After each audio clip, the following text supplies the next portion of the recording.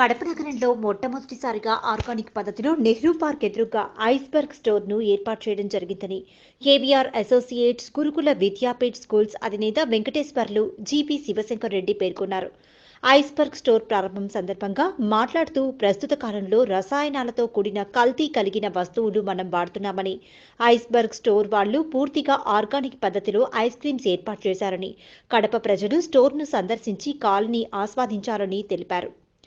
Iceberg store యజమాని వివేకానందరెడ్డి విశ్వనాథ్ రెడ్డి మాట్లాడుతూ organic పద్ధతిలో ఇండియాలోనే మొట్టమొదటిసారిగా మన కడప నగరంలో 32 రకాల ఐస్ క్రీమ్ ఐటమ్స్ తయారు చేయడం జరిగిందన్నారు.